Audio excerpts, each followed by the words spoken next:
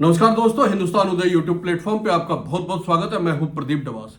दोस्तों, बेहद महत्वपूर्ण बिल पे इस समय संसद में चर्चा जारी है। लोकसभा में कांग्रेस के गौरव गोगोई ने जिस तरह से वक्फ संशोधन बिल पे अपनी बात रखी है, ऐसा लगता था कि कांग्रेस पूरी तरह तैयारी करके आई है। उन्होंने भारतीय जनता पार्टी को इस पूरे मामले पे लोगों को गुमराह करने का आरोप लगाया। गौरव गोगोई ने कहा कि जो पार्टी मुसलमानों को सड़क पे नमाज अदा करने तक नहीं दे रही है, वो पार्टी अपने आप को या वो सत्ताधारी दल अपने आप को मुसलमानों का सबसे बड़ा हिमायती बता रहा है। इतना ही नहीं, उन्होंने यहां तक पूछा कि आखिर ये बिल कौन से महकमे की ओर से, कौन से विभाग की ओर से लाया गया है।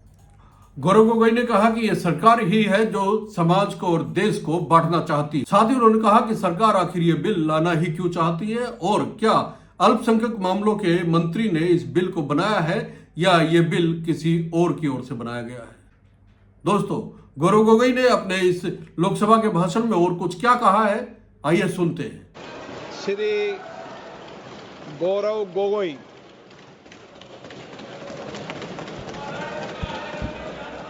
आदरणीय अध्यक्ष महोदय, पहले तो मैं आपका संरक्षण चाहता हूं। जब आदरणीय मंत्री महोदय बोल रहे थे, आपने विपक्ष से किसी को भी पॉइंट ऑफ ऑर्डर उठाने का अवसर नहीं दिया। मंत्री महोदय बिना किसी पॉइंट ऑफ ऑर्डर के बिना उन्होंने अपनी बात रखी। वही संरक्षण आप मुझे दे, मैं वही अपेक्षा करता हूं। मंत्री महोदय ने अपनी पूरी बात रखी, आपने उनको कुछ नहीं कहा। उन्होंने राजनीतिक आरोप लगाए, उन्होंने हाउस को मिसलीड किया, आपने सुना। वही संरक्षण एक बात है गौरव जी, आप हमेशा सदन पर ये कैसे आरोप लगा सकते हैं कि आपने उनको कुछ नहीं कहा। मैंने फिर कहा आपको, इस सदन में, प्लीज बैठिए, इस सदन में संसदीय व्यवस्था के अनुसार सबको समय आवंटित होता है। आवंटित दल का माननीय सदस्य अपनी बात रख सकता है। जब मैंने व्यवस्था दे दी कि कोई माननीय सदस्य बोलेगा, उसके बीच में आज शून्यकाल पॉइंट ऑफ ऑर्डर नहीं दिया जाएगा तो नहीं दिया जाएगा। माननीय गौरव गोगोई अध्यक्ष, देखिए शुरू हो गया सर। आप दे रहे अनुमति, आप अनुमति दे रहे हैं सर। आपने हमें अनुमति दी, आपने अनुमति दी हमें। एक मिनट बैठिए। हमारे सर, इन्होंने हम शांति से सुने। एक मिनट बैठिए। माननीय मंत्री जी, नहीं, एक मिनट बैठिए, एक मिनट बैठिए, ठीक है, बैठिए, एक मिनट बैठिए। मैंने माननीय मंत्री जी को आपके भाषण के टोकने के लिए अलाउ नहीं किया है। वह आपने तो भाषण शुरू नहीं किया था, नहीं शुरू करने वाले थे। वह दूसरे विषय पर अपनी बात करना चाहते। आपके भाषण को नहीं काट रहे आप, नहीं, आपके भाषण को, वो तो अपनी बात कोई दूसरे विषय पर रखना चाहते हैं। मेरा सर इतना कहना है कि हम लोग जो इन्होंने 2013 यूपीए गवर्नमेंट के संदर्भ में कहा, पूरा का पूरा मिसलीडिंग है, झूठ है। और हम डिमांड करते हैं कि वो ऑथेंटिकेट करें, हम डिमांड करते हैं ऑथेंटिकेट करें। इसीलिए बार बार इन्होंने आरोप लगाए, बार बार इन्होंने भ्रम फैलाया। आप, इसीलिए हम भी अपनी बात रखेंगे। कृपया आप भी सुनने का धैर्य रखिए। अध्यक्ष महोदय, मेरा भी सौभाग्य है कि पिछले सदन में मैं अयोध्या राम मंदिर पर अपने पार्टी का मैंने अपना व्यू, अपने पक्ष रखा और आज वक्फ संशोधन 2025 पर अपनी दल का और विपक्ष की तरफ से अपना पक्ष रखा। और अयोध्या राम मंदिर में भी और आज के वक्फ के संशोधन में भी मेरा एक ही मार्गदर्शक है, वो है भारत का संविधान। भारत का संविधान जो कहता है कि हमारा भारत में हर व्यक्ति को सामाजिक, आर्थिक और राजनीतिक न्याय, विचार, अभिव्यक्ति, विश्वास, धर्म और उपासना की स्वतंत्रता और साथ साथ में यह कहता है कि व्यक्ति की गरिमा और राष्ट्र की अखंडता सुनिश्चित करने वाली बंधुता। ये बिल आज इस संविधान के इस जो मूल जो ढांचा है उस पर, ये बिल आज इस संविधान के इस जो मूल जो ढांचा है उस पर। तीसरा उद्देश्य है to divide the Indian society. हमेशा एक हमारे बीच में एक लिटिगेशन चलता रहे, मसला और बढ़ता जाए, ये उनका उद्देश्य है। और चौथा इनका उद्देश्य डाइल्यूट, डिफेम, डिवाइड, और चौथा इनका उद्देश्य है to disenfranchise the minority communities. आज माइनॉरिटी कम्युनिटीज के प्रति अपनी संवेदना जता रहे हैं। सर, कुछ हफ्ते पहले देश में विभिन्न जगहों में लोगों ने ईद की शुभकामनाएं एक दूसरे को दी, और क्या आपको पता है कहां इनकी डबल इंजन की सरकार ने लोगों को रास्ते पे ईद का नमाज भी पढ़ने नहीं दिया। और ये बात करेंगे आप अल्पसंख्यकों के प्रति अपनी संवेदना जताते हैं। मैं पूछना चाहता हूं कि आपके लोकसभा में कितने एमपीज अल्पसंख्यक हैं? पहले उसका विवरण दीजिए और फिर हमें बताइए कि आपके दिल में कितना संवेदना है। सर, मेरा तो मैंने जिस दिन भी ये बिल इंट्रोड्यूस हुआ उस दिन भी आदरणीय मंत्री को मैंने सुना और आज भी मैंने उनको सुना। जिस दिन उन्होंने इंट्रोड्यूस किया उस दिन भी अगर आप उनका स्टेटमेंट पढ़े तो उन्होंने कहा कि इसको बिल लाने से पहले बहुत विस्तार रूप से इस बिल की लाने के लिए चर्चा हुई थी। सर, पूरा का पूरा मिसलीडिंग। 2023 में सर सरकार 24 में आई, ये खुद 24 के बीच में इन्होंने अपना बिल लाया। 23 सन के वर्ष में 4 बार माइनॉरिटी अफेयर्स कमेटी की बैठक हुई।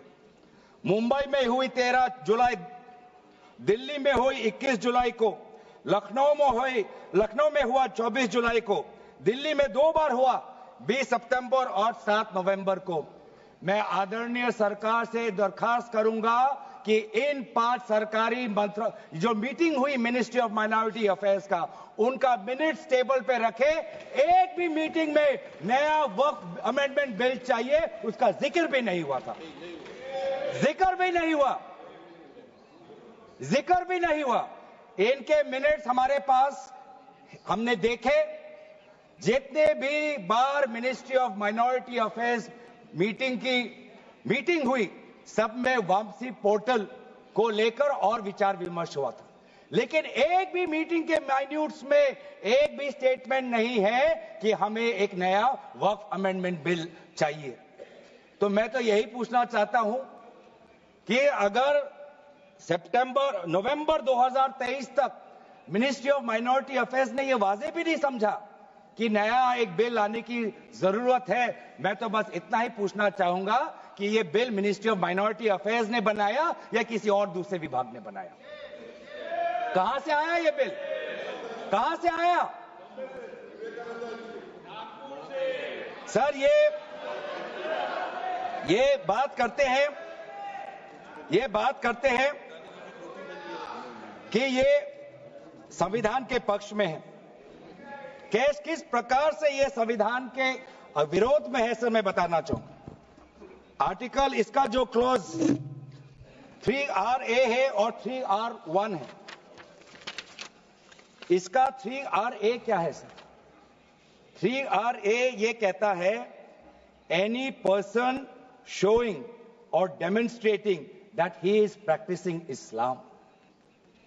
देखिए सर, आज देश में अल्पसंख्यकों की ऐसी दशा हो गई कि आज सरकार को अपना धर्म का सर्टिफिकेट देना पड़ेगा।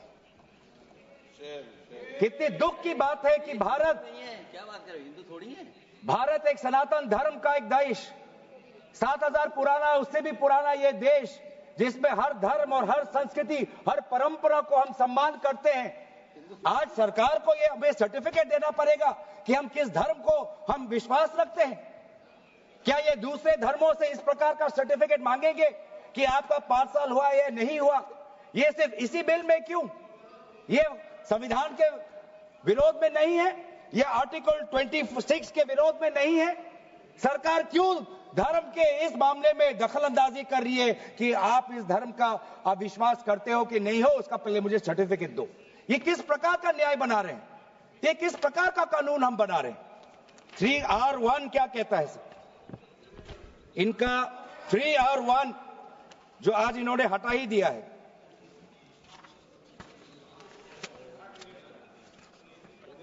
R1 कहता है a work by user, but such work shall not cease to be a work by reason only of the user having ceased, irrespective of the period of such session. ये इसके हटाने की क्या जरूरत थी सर? ये हमारा बार बार विभिन्न जजमेंट के द्वारा ये पूरा वर्क बाय यूजर और इसके बारे में विभिन्न जजमेंट आए सर। दिस एक जजमेंट पढ़ना चाहूंगा। M. Siddiq, Ram Janmabhoomi, Muslim law does not require an express declaration of a waqf in every case. The dedication resulting in a waqf may also be reasonably inferred from the facts and circumstances of a case or from the conduct of the waqif. तो ये बार बार ये विभिन्न judgement के द्वारा वक्फ और ये जो पूरी इनकी जो परंपरा है, विभिन्न जजमेंट ने ताकत दी और आज यही विभिन्न क्लॉजेस के द्वारा जजमेंट्स को भी और हाईकोर्ट के ताकत को भी ये कमजोर कर रही है। सर पहले वक्फ क्या है ये भी हमें समझना चाहिए। वक्फ means the permanent dedication by any person of any movable or immovable property for any purpose recognized by the Muslim law as pious, religious, charitable. Sir आज ये क्या कहना चाहते हैं कि वही व्यक्ति जो प्रैक्टिसिंग इस्लाम कर रहा है 5 साल के लिए वही आ सकता है जो इनका 3RA है और जो सेक्शन 104 था, आज इन्होंने सेक्शन 104 हटाने के पक्ष में कहा, लेकिन सेक्शन 104 यही कहता है कि कोई भी व्यक्ति वक्फ कर सकता है। तो यही तो हमारा सेक्युलर नेचर है कि कोई भी व्यक्ति अब वक्फ कर सकता है। आप ये जो अधिकार है एक व्यक्ति का, आप उस अधिकार को आप क्यों छीन रहे हो? सिर्फ ऑप्टिक्स सर, इनको बाहर दिखाना है कि हम ये बहुत बड़ा काम कर रहे हैं। क्या इन्होंने कहा कि क्लॉज 9C में ये कहते हैं कि 2 महिला को हम ये इंक्लूजन कर रहे हैं? ये पहले भी था सर। अगर आप 1995 एक्ट पढ़े तो ये पहले भी था, उसमें ये भी था कि 2 से ज्यादा सदस्य महिला हो सकती थी। इन्होंने तो 2 पे ही कैप कर दिया। ये पहले से ही था, ये सिर्फ दिखावा। और इनका 3R4 में जो ये विशेष रूप से विडो, डिवोर्स वुमन और ऑर्फन की बात करते हैं, ये पहले भी था सर। ये पहले भी जो 3R है जिसमें वेलफेयर की उल्लेख है, उस वेलफेयर एंड अदर पर्पसेस में window, divorce woman and orphan पहले से ही उसमें समा जाता है। लेकिन इनको भ्रम फैलाना है, इनको भ्रम फैलाना है कि वर्तमान का जो एक्ट है वो महिलाओं के खिलाफ है। इनको भ्रम फैलाना है कि वर्तमान में महिलाओं को कोई भूमिका नहीं मिलती, ये इनका काम है। लेकिन कानून में सर पहले से ही ये सारे प्रावधान है, वो चाहे किसी विधवा का संरक्षण हो या महिलाओं को और समर्थन देना हो। सर रिफॉर्म की बात करते हैं, सर इनका क्लॉज 33 में जो रेवेन्यू आना चाहिए वो रेवेन्यू उन्होंने घटा दिया। पहले 7% का एक रेवेन्यू फॉर वक्फ बोर्ड आता था, आज इन्होंने 5% कर दिया, गिरा दिया। क्यों गिराया? क्या आप नहीं चाहते कि वक्फ बोर्ड और अच्छी तरीके से चले? आप नहीं चाहते कि उसमें नई टेक्नोलॉजी आए? अगर कहीं खामियां हुई भी है, माना कि कोई भी कानून इस देश का, कोई भी कानून परफेक्ट नहीं है, कोई भी कानून परफेक्ट नहीं है, माना कहीं कहीं प्रदेशों में खामियां हैं, वो चाहे केरल में हो, आंध्रा में हो, कर्नाटक में हो, पंजाब में हो, दिल्ली में हो, लेकिन सर आप चाहते हैं कि वो वक्फ बोर्ड, वक्फ ट्राइब्यूनल और अच्छी तरीके से चले, और ये चाहते हैं कि वक्फ बोर्ड वो और कमजोर हो, और इसीलिए जो रेवेन्यू वाला क्लॉज है 7% से 5% इन्होंने घटा दिया। मेरा सुझाव, हमारे तरफ से ये सुझाव है कि 7% से 5% घटाने के बजाय आप 7% से 11% और इस रेवेन्यू को और इंक्रीज करिए। आज ये बात करते हैं कि ये रिफॉर्म्स ला रहे हैं। क्लॉज 26 पढ़िए sir, section 52A, section 52 clause 26। Clause 26 में क्या लिखा है? In section 52A of the Principal Act, in subsection 1, for the words rigorous imprisonment, the words imprisonment shall be substituted. Dilute कर रहे हैं सर। पेरेंट एक्ट बोलता था कि रिगरस इम्प्रिजनमेंट हो, और अगर आप बार बार ये कह रहे हैं कि फलाना हो रहा है, धमकाना हो रहा है, तो आप इसको क्लॉज को क्यों कमजोर कर रहे हैं? सिर्फ भ्रम फैलाना है सर। मंशा इनकी कहीं और है। मंशा सर, मैं भी एक टिप्पणी देना चाहूंगा कि आज ये एक विशेष समाज के जमीन पर इनकी नजर है, कल समाज के दूसरे अल्पसंख्यकों के जमीन पर इनकी नजर जाएगी। आज ये बिल सिर्फ एक विशेष समुदाय के जमीन पर इनकी नजर है, कल दूसरे समुदायों के जमीन पर इनकी नजर जाएगी। बार बार ये बिल सर, इतना संशोधन की जरूरत है। ये मैं नहीं कहता कि संशोधन की जरूरत नहीं है। मंत्री महोदय ने बार बार इसका जिक्र किया कि ये बिल कितनी बार इसका संशोधन हुआ। इसकी शुरुआत आप जहां से भी पकड़े, आप 1810, 1817, उसके बाद 1954, 1984, 1995, सच्चर कमेटी, रहमान कमेटी 2003। संशोधन चाहिए सर। मैं नहीं कहता कि हम संशोधन के विपक्ष में नहीं, लेकिन संशोधन इस प्रकार का हो जिससे बिल का रूपायन, जिससे बिल और ताकतवर बने। और इन्होंने ऐसे संशोधन लाए हैं जिससे बिल से इस देश में और यहां पे समस्या बढ़ेगी, और मसले बढ़ेंगे, और लिटिगेशन होगा। सर ये इनका क्लॉज 40A पढ़िए सर। इनका clause 40A, section 107, on and from the commencement of the Waqf Amendment Act 2025, the Limitation Act 1963 shall apply to any proceedings. Sir इससे पहले आप जितने बार भी आप इतिहास में जाए, हर बार, क्योंकि ये वक्फ, ये जो प्रक्रिया है, जब से हमारे देश में इस्लाम आया तब से ये प्रक्रिया चल रही है। बहुत से ऐसे कब्रिस्तान हैं जहां पे कोई पेपर्स नहीं है, कागज नहीं है, लेकिन जजमेंट है, जजमेंट इनके पक्ष में है। और आज बार बार हमने कहा है कि लिमिटेशन एक्ट इसको बढ़ाया जाए, क्योंकि ये प्रैक्टिकल एक समस्या है। लेकिन आज ये नहीं चाहते। क्यों? क्योंकि ये चाहते हैं कि अलग अलग देश के अलग अलग कोने में यहां केस लगे, वहां केस लगे, यहां केस लगे। तो जो भी हमारे यहां पे एक भाईचारा का एक वातावरण है, उस भाईचारे के वातावरण को ये तोड़ना चाहते हैं। ये इनकी राजनीतिक उद्देश्य है। सर ये बात करते हैं कि किस तरह से ये इन्होंने बोर्ड का डाइल्यूशन किया है। क्लॉज 44, क्लॉज 44 कहता है कि ये जो सेक्शन 110 है वो पूरी तरीके से हटा दिया है। सेक्शन 110 क्या है? Section 110 sir, powers to make regulations by the board, ये पूरा हटाना चाहते हैं। उसमें क्या लिखा है पेरेंट एक्ट में? The board may, with the previous sanction of the state government, मतलब राज्य सरकार की अनुमति के द्वारा बोर्ड कुछ नियम बना सकते हैं। इन्होंने पूरा वो हटाना की कोशिश कर रहे। क्लॉजेस F और G ये हटाने की कोशिश कर रहे। राज्य सरकार की पावर्स या जी कम करने की कोशिश कर रहे। आप क्लॉज 43 पढ़िए, इसका सेक्शन 109, जिसमें क्लॉज 1A और क्लॉज 4 ओमिट करता है। सेक्शन 109 क्या है? सेक्शन 109 है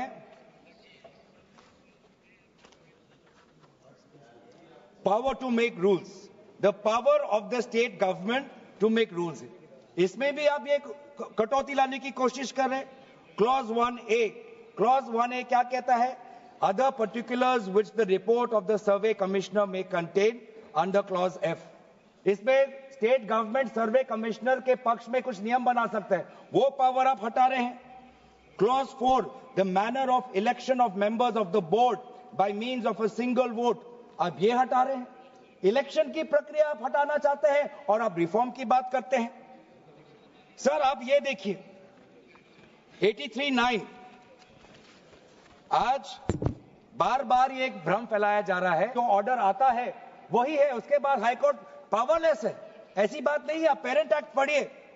आप पेरेंट एक्ट में अगर सेक्शन 83 पढ़ेंगे, पेरेंट एक्ट में सेक्शन 83(9) उसके बाद क्या लिखा गया है?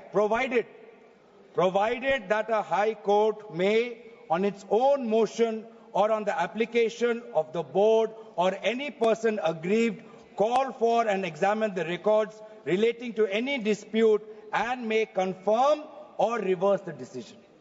ये पावर हाई कोर्ट में पेरेंट एक्ट में है ही 2013 के संशोधन के बाद। तो क्यों बार बार आप ऐसा एक भ्रम फैला रहे हैं कि हाई कोर्ट का कोई रोल नहीं है? अगर कहीं अन्याय हुआ है, अगर कहीं अन्याय हुआ है, चाहे दक्षिण में हो, उत्तर में हो, उत्तर पूर्वांचल में हो, पश्चिम में हो, तो सेंट्रल गवर्नमेंट के पास वो पावर्स हैं। सेंट्रल गवर्नमेंट के पास under section 97 of the parent act आपके पास पावर है कि कहीं अगर नाइंसाफी हो तो आपके पास सेक्शन 97 के द्वारा आप स्टेट बोर्ड को आप डायरेक्शन दे सकते हो। मैं पढ़ूं 97।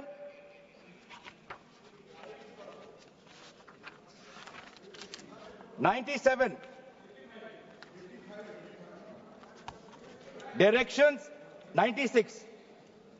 96 for the power of the central government to regulate secular activities of OCF, powers 97 directions by state government subject to any directions issued by the central government under section 96. The state government from time to time give to the board such general or specific directions as the state government thinks fit.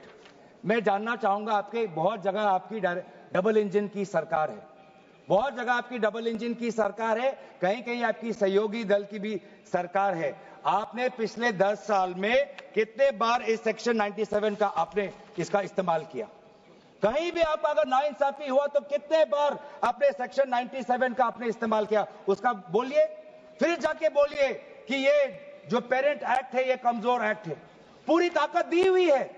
अगर कहीं गलती हुई है, कहीं सुधारना है, हमारी संवेदना है, वो चाहे केरला में मवम की बात हो, संवेदना है हमारी, पर आपके पास भी वो ताकत है। आपने कितने बार इस ताकत को आजमाया?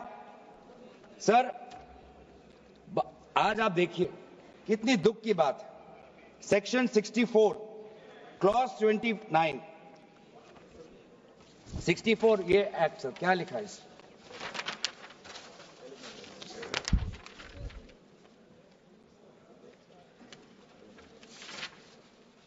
इसमें क्या लिखा है? न्यू एक्ट में section clause number 29L, clause number 29L में लिखा है कि अगर is a member of any association which has been declared unlawful under the Unlawful Activities Prevention Act 1967, यूआपा आपने लाए, ठीक है। आप कहीं रिगरस प्रेजेंटमेंट को उसको सिंप्लीफाई करके प्रेजेंटमेंट लाना चाहते हैं और कहीं आप यूआपा का संशोधन लाना चाहते हैं। आपका हक है।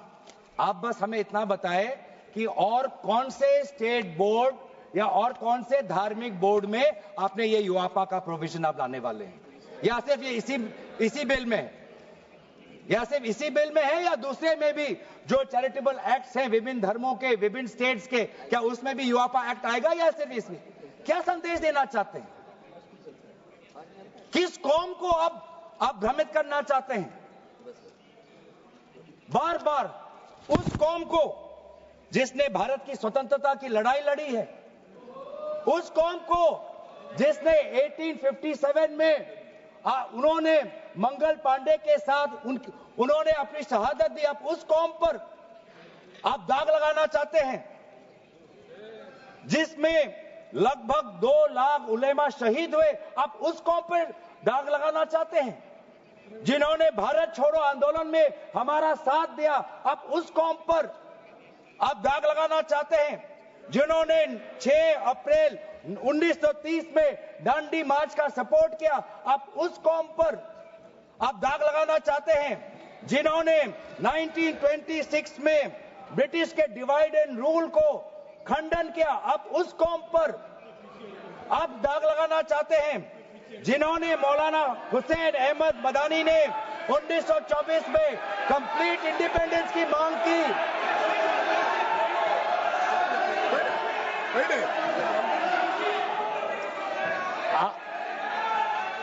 जब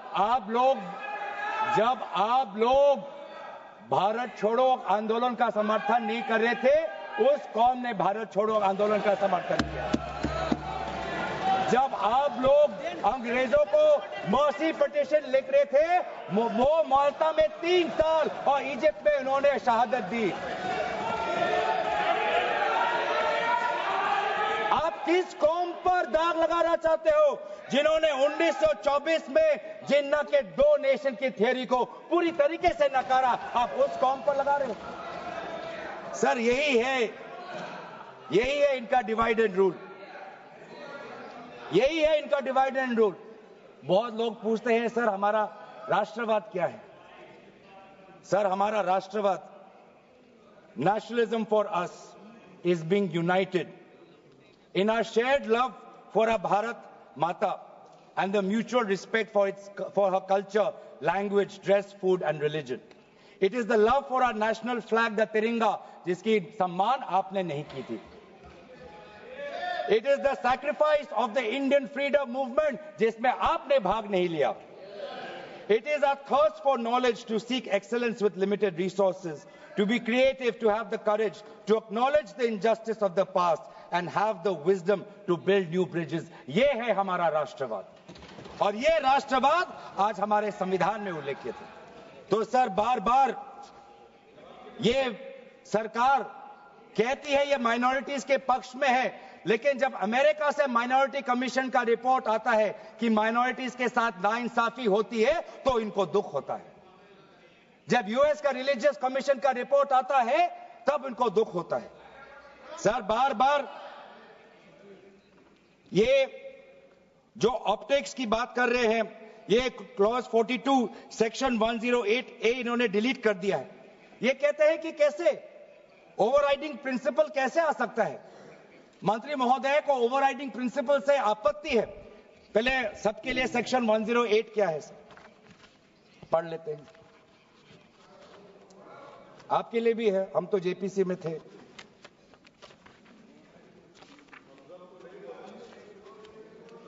और सर जेपीसी में भी सर दुख की बात करनी पड़ेगी सर, कि जेपीसी में ये कहते हैं कि सबका इन्होंने राय सुना, लेकिन आपको भी पता है विपक्ष के द्वारा एक भी संशोधन को इन्होंने स्वीकार नहीं किया.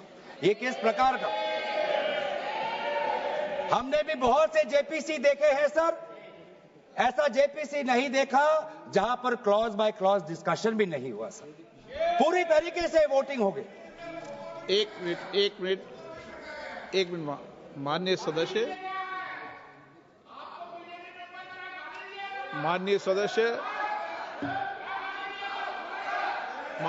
इतना ध्यान रखें कि जेपीसी भी संसद का भाग होती है, इसलिए उसका भी ध्यान रखें.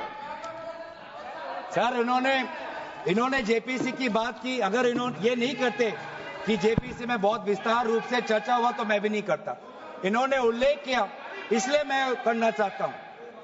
इन्होंने उल्लेख किया कि बहुत से लोग आए जेपीसी में. सर ऐसे भी लोग आए जिनको वक्फ को लेकर उनका कोई जानकारी भी नहीं थी, कोई जानकारी नहीं थी सर.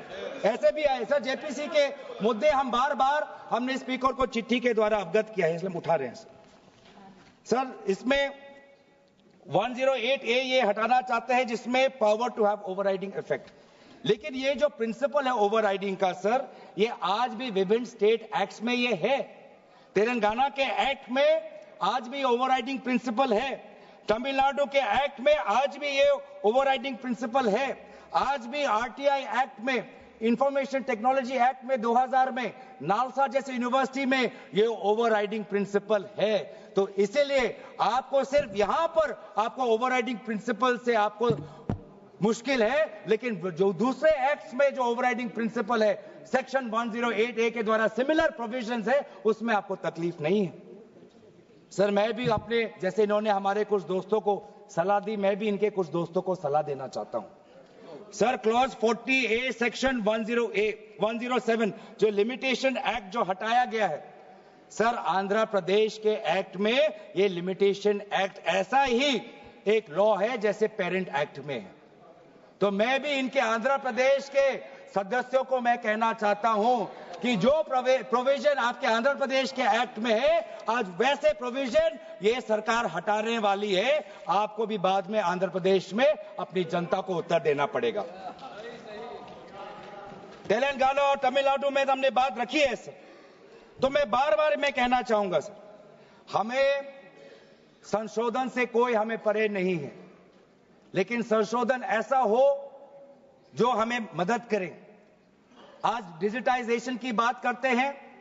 आज से 15 वर्ष पहले वामिस एक डिजिटल पोर्टल हमने खोल दिया है। अब ये देखिए सर सरकार की कैसी ये इनकी काम है।